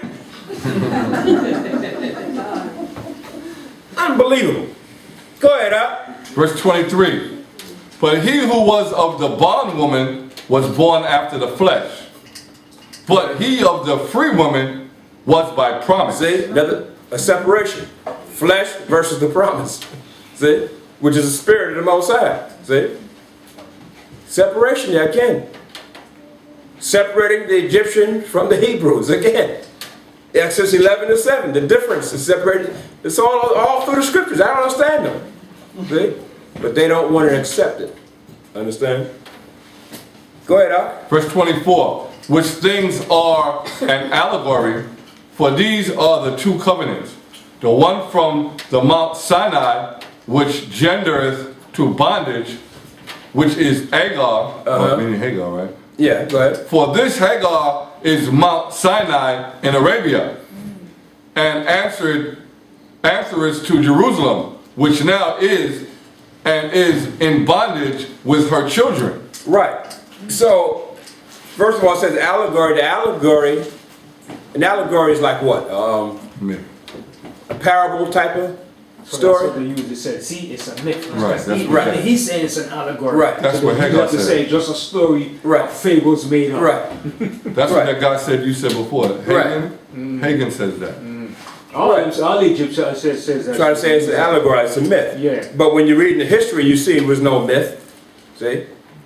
But the Most High is just showing us these are the two covenants. You had a bondwoman, you had a free woman. See? And then he separated the two and gave one the promise, the other one was by flesh, the bondwoman. Like I said, an allegory also means a story. It's giving you a format of something that went down during the story. Right. They're just using the part to say it was a myth. Right. Justify What they want. Right. Okay. And then it said Mount Sinai. Now a lot of people understand there are two Mount Sinai's in all actuality. There was one in the Sinai Peninsula coming out of Egypt, and there's one in Arabia. Understand? And you get those simple-minded professors today try to say that it was the one in Arabia we went to instead of the one in the Sinai Peninsula and so forth. So there's so much controversy between which one the Hebrews went to, the Mount of the Most High. See? Understand? But nevertheless, for this is Hagar in 25th verse is Mount Sinai in Arabia. So there's a Mount Sinai in Arabia. Okay? And then there's one in not Jerusalem, but in the Sinai Peninsula. But when you look at it, it stretches because Yeah. Saudi Arabia stretches close to Egypt too. See it? In this area here? Yeah. This is Saudi We'll show it Arabia on the here. camera, Ben. I'll just point to it. Or you can come back and point to it. Come on. See? But this is Saudi Arabia here, right? This is Sinai Peninsula in Egypt, Right. right? And Saudi Arabia is right here, in this area between here. Right. This Egypt here, the peninsula, and this Saudi Arabia here. So Right. it's connected together. It's connected, Right right. here, but Saudi Arabia joins into Egypt, in the Egyptian peninsula right here. Right. So this whole region here is Saudi Arabia, Right. all right? And it connects. That's why Moses was able to cross over and go over in Saudi Arabia. over to Saudi Arabia, And met okay. with Jethro over here. Good point. Okay. Right. Huh? And that's why you start off the class with about a debate. And you phrase Exodus 12 a minute ago, but the whole thing have to do, the Most ain't showing the math. Yeah, he's not showing it. The Most have it there as Right. a chop to them. Right, right. So if they go and see the scripture and come around and say it's contradiction, that's what the Most I want them to think. Correct. Right. Stumbling block. Right? I have a precept. Go ahead, bring it up. It's Romans 11, verse 9. And David said, let their table be made a snare and a trap, Right. and a stumbling block and a recompense unto them. Let their eyes be darkened, that they may not see. So you see, Good point. Yeah. both sides, they debating on the prophet, nothing. They're not going to see it. Right. They're not going to see it anyway. They're not going to accept it and not going to see it. And that's why I said, if the truth be hid, let it be hid to them that are what? That are lost. See? They're lost. And not all Israel is of Israel too. Right. The one that is not of the Most High taking. They're not of the Most High. Right. Most High is not going to even save them. Understand? So now we did 26, and that'll be it for that one. Read out of Galatians chapter 4, verse 26. But Jerusalem, which is above, is free, Right. There you go. which is the mother of us all. How about that? See? Where's Egypt there? Jerusalem is the mother of us all. How about that? See? Get Isaiah 30 and 1. See, so we got to come to understand this. That the scriptures speak, the Most High word speaks. See? So it'll cut all those philosophies, every last one of them, brother. See? So the vibrations out there now with the Egyptologists, but the scriptures cut them too. This is what the Most High is showing us here. Isaiah 30:1.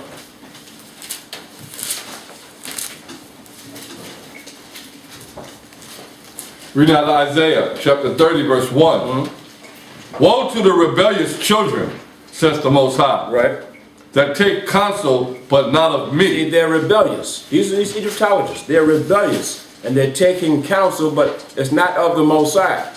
See? So that's why a lot of them got to be destroyed. Because they don't want wise counsel. They don't want to hear it. They don't want to hear the Bible, the scriptures are saying. They don't hear what the Most High is saying. They don't want to keep the commandments. All they want is those idol gods of Egypt. See? And so, and you know, these idol gods of Egypt, most of them, when you read the Book of the Dead, don't read that Book of the Dead, brother. Don't read the Book of the Dead. These little simple-minded Egyptologists are reading the Book of the Dead, and they're bringing spells and demons all over in their house, all on them.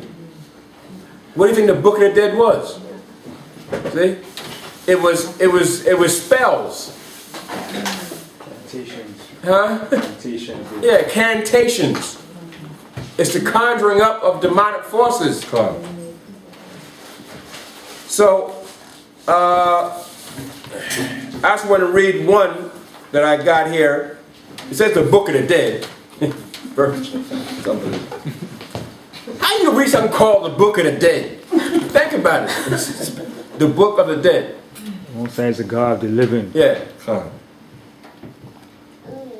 And from what this says, what I understand, the Book of the Dead was a name given to it by a German. See? In actuality, the Egyptians didn't call it the Book of the Dead. They called it the Book of something else, which we're going to read. But the Book of the Dead, right? So it says, the Book of the Dead is an ancient Egyptian funerary text.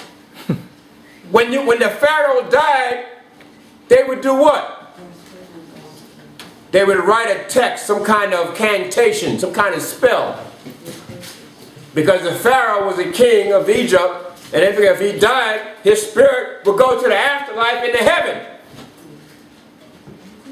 So they would say, here, carry this message with you. See? So it was a funerary text, used from the beginning of the New Kingdom around 1550 BC to around 50 BC. The original Egyptian name of the text transliterated as Book of Coming Forth by Day. What the hell is that? The Book of the Coming Forth by Day. So in other words, the Pharaoh died and his spirit would come forth and go into a new area in the spiritual world. We know that didn't happen. Then they had a god for that. The god is Anubis. Anubis, yeah, there you go. It does mention that here. Yeah. I don't even like saying it, because you don't know what you... Another translation would be Book of Emerging Forth into the Light. The text consists of a number of magic spells. What are they reading? Spells? Intended to assist the dead person's journey through the duat or underworld into the afterlife. You cast a spell on yourself. It's almost like the new Illuminati with skull, Yeah, skull with skull and bone type of thing, how yeah. they die and get reborn. Okay, and just one more part. It says the Book of the Dead was part of a traditional funerary text which includes the earlier pyramid text and coffin text. So they put them in coffins and put that spell or cantation with them. See? Which, you ever see that movie, The Mummy? Yeah, same thing. So the woman took the hieroglyphics, right? The hieroglyphics off the wall. See the hieroglyphics? Right? Remember in the movie The Mummy? She took the hieroglyphics off the wall and started reading it. And what did she do? The demon came to life out of the coffin. So you take the Book of the Dead home, you read that cantation, the spell, what are you doing? Bring that demon right there next to you. You don't see it, but it's there. That's why you got these movies called the Possession and Paranormal. Yeah, demons right there. See? And you wonder why you can't control your children. They got demons in them. See? Cursing you out. Want to kill daddy. See? Smacking mommy upside the head. That's the demon. And yeah, how come I can't control him? Because you read the book of the day. You woke the demon up. Demon was having a nice sleep and you woke him up. This is what these our people are doing today into Egyptology. They're reading this stuff. I would not bring that book into my house. It says other spells were composed later in Egyptian history, dating to the 3rd intermediate period.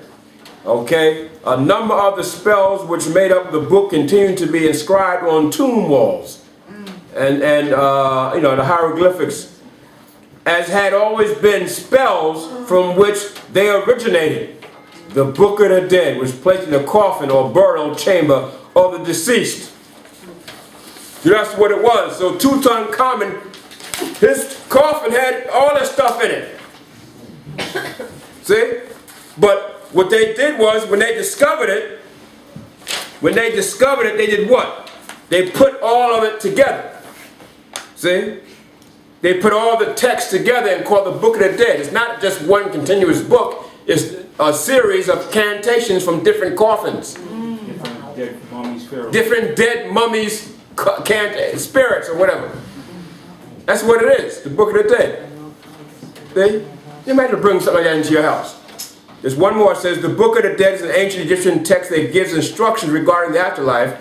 There is no single definitive version, but rather a number of texts that may be referred to by this name, often customized for a particular decedent or whatever, deceased. The Book of the Dead is not translation of the text Egyptian title, but an invention of a German Egyptologist, Carl Richard Lepsius. He gave it that name, who published translated portion of the book in 1842. The Egyptian name for the text is the Book of the Coming Forth by Day. So that's what it is. See? A bunch of Egyptian spells, cantations on dead people. And the Egyptologists based their philosophy on dead spells. See? On dead spells. So that's why when you come back with the Most High's word, it cuts all that. See? Because the Most High said, I'm not the power of the dead, I'm the power of the living. See? So this is what we got to realize. Go ahead, Al. Second chapter. 30 and 2. Right. Verse 2. That walked to go down into Egypt. Yeah. And have not asked at my mouth. See? They walked to go down to Egypt. How did they do that? Yeah. But taking on a philosophy. You can't walk, you don't walk to go down to Egypt now so much, but you take on the philosophy, so it's the same difference. Go ahead, Al. To strengthen themselves in the strength of Pharaoh, and to trust in the shadow of Egypt. See? They strengthen themselves in the strength of Pharaoh. See? The philosophies of the ancient kings and pharaohs of Egypt. So they take on the philosophy of Akhenaten. How about that? Akhenaten, man. He worshipped the sun god, Ra. Aton, they call it Aton. Madness, go. And they also take on the rituals, because they go down to Egypt, groups of them in tours, and they go into all the valleys of the tombs of the dead and everything, and go in the graves, the coffins come up like the Egyptians with a symbol. They go into all the rituals, Sarasun, all of them. Dr. Ben, all of them be into that, go into rituals of Egypt. Wow, okay. the custom of Egypt. I didn't know they were in it that deep. Yeah, man. They into it deep, man. Yeah. Okay, how about that? Go ahead, huh? And to trust in the shadow of Egypt. Okay, go on. Therefore shall the strength of Pharaoh be your shame. It's going to be their shame. So ultimately, their shame is coming. All these Egyptologists who are into that stuff, their shame is coming. Go on, huh? And the trust in the shadow of Egypt, your confusion. Aren't they in confusion? Aren't they in confusion? Yeah.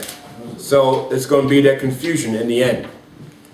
And they're going to look real stupid and shameful. Go ahead, huh? That's trusting in the shadow. That's all those in those boats and dark, with witchcraft, right? Bringing all them, hidden in different places. Right. Very good. And Isaiah 31 and 1. Okay.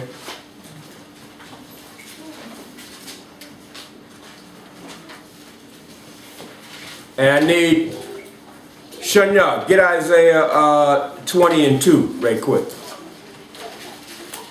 But go ahead, across the line, Brian. Isaiah 31 and 1. I read out Isaiah chapter 31 and 1. Woe to them that go down to Egypt for help. See, woe unto them that go down to Egypt for help. This is what they're doing. They're going down to Egypt philosophically for help. And a lot of them actually go there and get all this doctrine. Go on. And stay on the horses and trust in chariots, because there are many, and in horsemen, because they are very strong. But they look not unto the Holy One of Israel, neither seek their power. Right. So here it is, modern day Egypt, and all people doing the same thing. Correct. So the Lord is saying, we did that back then. You had Egypt, basically Egyptologists back then during that time. Same thing, yeah. The spirits back again. The spirits are back again. See? So the Lord said, but you didn't look towards me. See? I'm the one that gave you life. See? Gave you your name Israel. Made you my chosen. Gave you the land of Canaan. See? So the Lord said, you didn't ask of my counsel. Who told you to go to Egypt? See? So same thing today. Who telling them to come up with this Egyptology philosophy and try to teach it to our people? Lord didn't tell them to do that. That's a demon on them. Go ahead, up.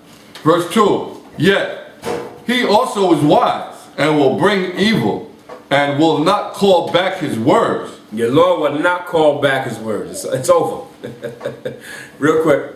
Well, they make mockery of Yahweh Shah too, because they say that, you know, his birth and all that North Star. Right. They're making mockery. So a lot of them going to pay for that. Okay. Lord will not turn back his words. Go on. But will rise against the house of the evildoer. He's going to rise against them. The Egyptologists are going to rise against them and destroy them. Go on. And against the help of them that work iniquity. And against them that work iniquity. See, and that's what they're trying to do. But Satan got them like that. To try to do what? To try to get as many of our people away from the truth as possible. Yeah, that's Satan's job. To try to get as many of our people away from the truth as possible. So he got those little Egyptologist agents out there trying to teach that madness. And that's what they're doing. See? Go ahead, up. Third verse. Verse 3. Now the Egyptians are men, and not the Most High. They're nothing. They're only men of flesh. They're nothing. See? Barack Obama, what is he? Nothing. A man of flesh. And they say they trace his lineage back to Akhenaten, but it's nothing. A man of flesh. No. See?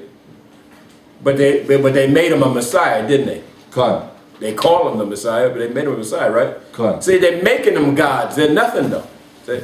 Go ahead, up. And their horses flesh. It's nothing. Go on. And not spirit. Nothing. Go on. When the Most High shall stretch out his hand, both he that helpeth shall fall, and he that is helping shall fall down, and they all shall fail together. How about that? They're all going to fail together. Right. Go ahead, Ben. No, I was going to say, those are supporting it. Right. Those that's going along with it. That's Right. taking on the philosophy. And all those that's contributing to it going to be destroyed. Destroyed. So the contributors too. Yeah. The, And those the that hearing it contributors. too. Those that hearing it too. Right. Yeah. That's a lot of people. Don't rebuke it. So a lot of people are got to be destroyed. See. So and that's the sacrifice. See. The Most High going to show us. See what happens to them that go into that madness. See. They got to go. Understand? Read that, Shania. Isaiah 20. Verse 2. Yeah. The book of Isaiah. 2 to 4. Let's read it straight through. The book of Isaiah, chapter 20, verse 2. At the same time spake the Most High by Isaiah, the son of Amoz, saying, Go and loose the sackcloth from off thy loins, and put off thy shoe from thy foot. And he did so, walking naked and barefoot. Isaiah walked naked and barefoot? How long did he do this, Shania? Read. Verse 3. And the Most High said, Like as my servant Isaiah hath walked naked and barefoot 3 years. How long? 3 years. Naked and barefoot? Could y'all brothers do that as prophets? Can you do that? Huh? Are you ready to walk naked and barefoot? Huh? Huh? If the Most I asked you to, I bet you would. See? Isaiah had to do it. But what was Isaiah showing? What was he doing that for? Why did the Most High have him walk naked and barefoot? And you know, back then, brothers were bigger, understand, taller. See? He is naked and barefoot, walking on the corner teaching. He's a crazy man. Think about that, huh? Think it, no clothes on. Read, brother. No clothes on, see? So, when the Most High asked you to do something, you got to do it, brother. The Most High was saying, but he did it for a reason. Go ahead, Senor. Walked naked and barefoot 3 years, for a sign and wonder upon Egypt and upon Ethiopia. For a sign and wonder upon who? Egypt and upon Ethiopia. Yeah. So what sign was that was the Most High going to bring upon them? Go ahead, up. Verse 4. So shall the king of Assyria lead away the Egyptians prisoners, and the Ethiopians captives, young and old, naked and barefoot. They're going to be naked and barefoot. Now, that prophecy came to pass because you actually do see them, most smelly Africans walking around naked out there. See? I mean, it also represents they have no knowledge, no wisdom. They're naked in that way too. But it seems like that's literal, right? You see them naked and barefoot, running around with no clothes on, over there in Africa in the desert. Behind all out, running around, woman breasts out all over the place. See? Now who's to say that didn't come to pass? You see it. Come on. See? And so Isaiah did it as a sign, because that's how the Egyptians, Ethiopians were going to fall down into that prophecy. Go down into that prophecy. I noticed the Most High did it to two most prominent that our peers associate themselves with. Yeah. Egypt and Ethiopia. Ethiopia, right. How about that? See? Naked and barefoot. And you can go online and get the pictures and everything and see how the Africans really live. They live like that. The real Africans. See? That's how they live. All right? You got a lot of them that are westernized over there now. Yeah, they got clothes on. See?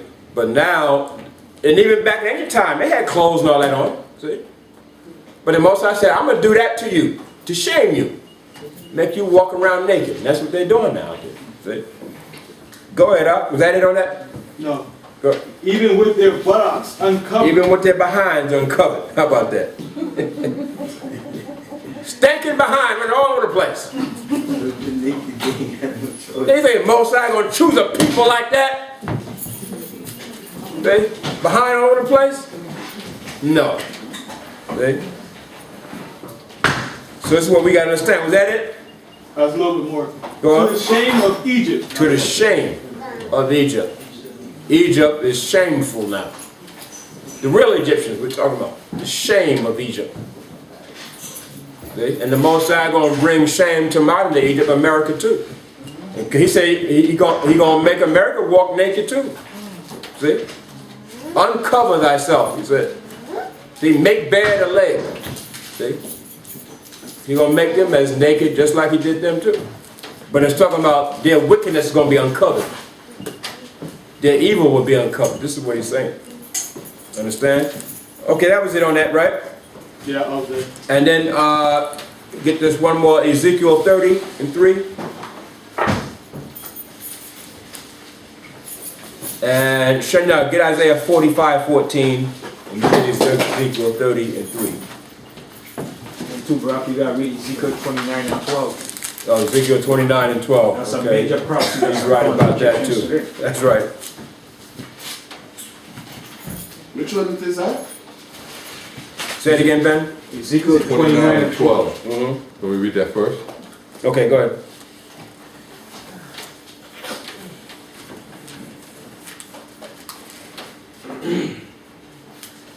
Read out Ezekiel chapter 29, verse 12.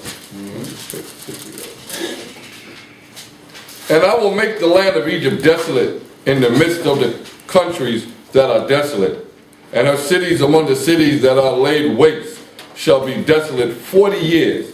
And I will scatter the Egyptians among the nations, and I will disperse them through the countries. Okay, very good. How about that? Yeah, read on down to 15 here. Verse 13. Yet thus says the Most High Power, At the end of 40 years will I gather the Egyptians from the people, whether they were scattered. And I will bring again the captivity of Egypt, and I will cause them to return into the land of Pathros, into the land of their habitation, and they shall be there a base kingdom. Egypt is a base kingdom. It's a base kingdom. Can't be rebuilt for nothing. For nothing, right. And they are scattered. The Egyptians are scattered all over the place. Barak, it's deeper here though. Huh? It's deeper too though. Okay, if you notice what's going on now, Baraka, he ruled for what, 41 years, man? Yeah. Yeah. And he out of power. So it's like those Egyptians that was there, they coming back now. Right. To take back that country, but you're going to Take it back, rebuild right. again. Right. Good point. Okay, go ahead up. Verse 15. It shall be the basis of the kingdoms, neither shall it exalt thyself any more above the nations, for I will diminish them, that they shall no more rule over the nations. Right. From the time that the Greeks took them over, they were never able to. So, Never able to get back. Never in history again. Right. That was Sorry. it. It was over. Yeah. Sorry. Once the Ptolemies came in there, that was pretty much it. Ptolemies took over. They ruled Egypt, and then of course Esau's influence went in there under the Ptolemies, so they were never the same after that. Up until today, they were never the same. Read 16. Yeah. Verse 16. And it shall be no more the confidence of the house of Israel, How about that? which bringeth their iniquity to remembrance. How about that? Good point. Don't fulfill yet. That's a good scripture there. That don't fulfill yet. Yeah. Okay, go ahead, When they shall look after them, but they shall know that I am the Most High, Yahweh the power. So you can't get around that, brother. There should be no more the confidence of the house of Israel. So the Egyptologists today, they make Egypt their confidence. Come. See how confident they are? See? And they look down upon you like you don't know nothing. See? It's their confidence. You dumb because you're not into Egypt. Yeah, you're dumb because you're not into Egyptology. Which bringeth their iniquity to remembrance. See? So the Most High going to bring their iniquity for going into that madness to remembrance. See? And so ultimately, you got to keep teaching the truth. It's going to come. The Most High going to bring it. It's going to come. You got to keep teaching the truth. And they're going to see it. What they were into was nothing. See? It was nothing but madness. Because the Most High going to bring it to their remembrance.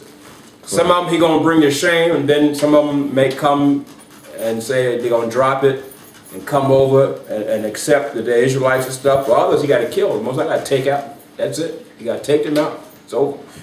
See, because they're not going to want to accept it. Go ahead, up. Was that it? That was it on that, right? Yeah. And go ahead and read Ezekiel Read 30. Ezekiel chapter 30, verse 1. So like in verse 3. For the day is near, even the day of the Most High is near. A cloudy day. It shall be the time of the heathen.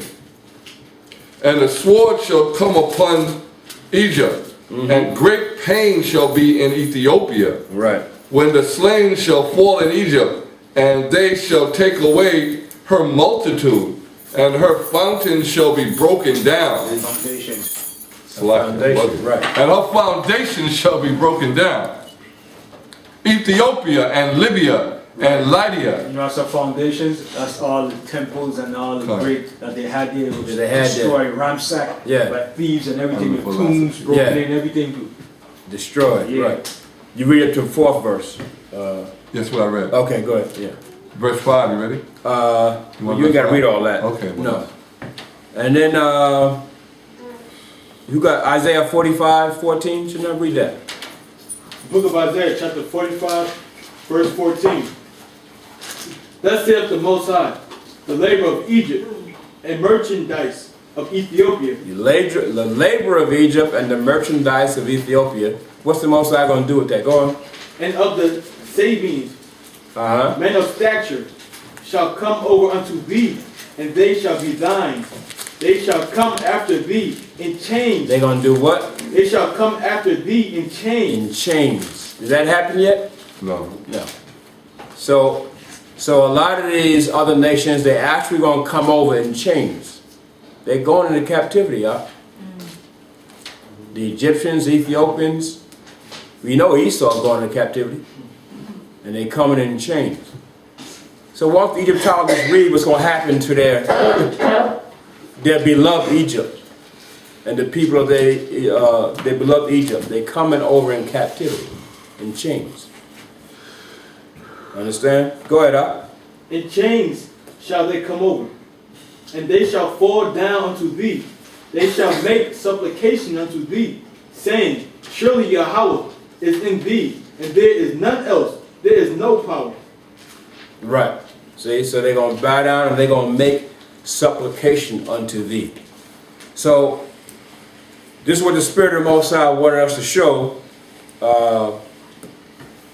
things concerning, how the Most High is going to confound Egypt and the philosophy of Egypt, how the Most High is going to confound them.